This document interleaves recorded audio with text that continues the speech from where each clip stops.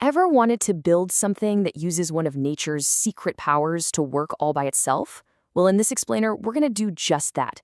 We're turning a simple plastic bottle into a self-watering planter. And along the way, we'll uncover the incredible science that makes it all possible. Okay, let's dive right in. But first, we've got to start with a bit of a mystery. A mystery about one of the most bizarre plants on the entire planet. I want you to meet the resurrection plant, also known as Juanbai. I mean, it looks like a regular old tumbleweed here, right? But this plant seems to defy the very definition of what a plant is. Why? Because when it gets thirsty, it literally packs up its bags and moves. So here's how it works. When a drought hits, this plant doesn't just give up. Nope. It pulls its own roots right out of the dry soil, curls up into a tight little ball, and just lets the wind take it. It tumbles across the desert until, by chance, it finds a spot with enough moisture, and then it just unfurls, digs its roots back into the ground, and springs back to life. It is an absolutely unbelievable survival strategy. This incredible journey is all about one thing: the search for water. And that brings us to our big question. How do plants, whether they're rolling across a desert or just sitting on your windowsill, pull water up from the soil to every single leaf? They're fighting against gravity the whole way. How do they do it? Well, the answer lies in a really fascinating bit of physics that water has completely mastered. You could almost call it an anti-gravity superpower. It's called capillary action. Now, that sounds complicated, but it's actually super simple. It's just the tendency for a liquid to get pulled up into tiny spaces. You see it all the time. It's the reason a paper towel soaks up a spill. And it's exactly how plants drink.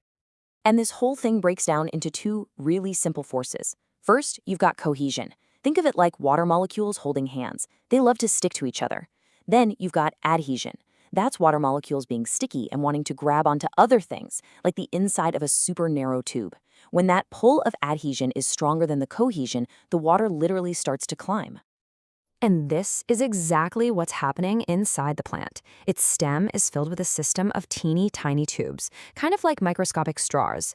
Water gets pulled up from the roots, molecule by molecule, sticking to the sides of these tubes and pulling all its friends along with it. It's this amazing chain reaction, delivering water all the way to the very top leaves. And here's the best part. We can totally hijack this amazing natural process. We can use this idea of capillary action to build our very own planter that automatically gives our plant a drink whenever it gets thirsty. So let's get to the build and see how we can turn some simple stuff from around the house into a pretty brilliant piece of engineering. Okay, time to gather your supplies. You'll need a few tools, scissors, a utility knife, and for materials, you'll need a plastic bottle, some kitchen paper, a thick cotton rope, and of course, a plant and some soil. Oh, and let's grab some colorful foam and pipe cleaners so we can decorate it later. The whole process is actually pretty easy. It's just 4 main steps. We're going to cut the bottle, create our automatic water delivery system, that's the wick, put it all together, and then get our plant settled into its new home. First up, step 1. You're going to carefully use a utility knife to cut the plastic bottle in half. The top part is going to become the planter, and the bottom part will be our water reservoir. And here's a quick safety tip. Put a layer of tape over that sharp-cut edge. It'll make it smooth and a lot safer to handle. Next up, let's build the heart of our system, the wick. Just take a single sheet of kitchen paper and fold it a few times until you have a nice, thick little square. This is going to help hold moisture right at the base of the soil where the roots need it. Now here's how we turn this into our watering engine. Poke a little hole right in the middle of your folded paper.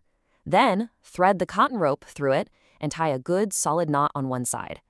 That rope is what's going to use capillary action to pull water up from the reservoir below. Okay, time for assembly. Take the top part of your bottle, flip it upside down, and place the paper and rope inside.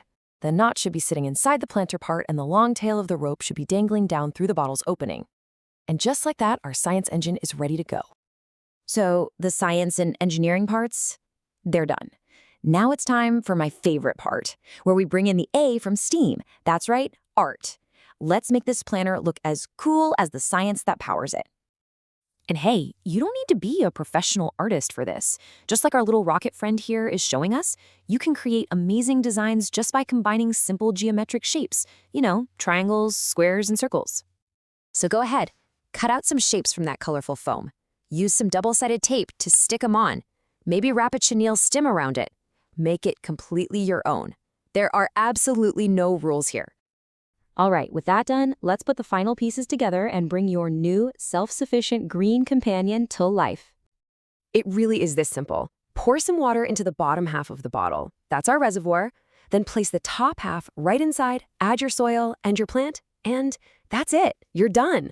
The cotton rope will immediately start wicking water up to the soil, keeping it perfectly moist for your plant. And remember, this is more than just a fun project. Bringing a plant indoors has some real benefits. Certain plants can help purify the air in your room. Just caring for them can help soothe stress. And if you choose something like mint, it can even help repel insects. You've basically created a tiny little ecosystem that makes your space better. So think about what you just did. You took a natural phenomenon, capillary action, and you engineered it into a solution for a really common problem, remembering to water your plants. It's the perfect mix of science, technology, engineering, art, and math. It really only leaves you with one question to think about. What problem are you going to solve next?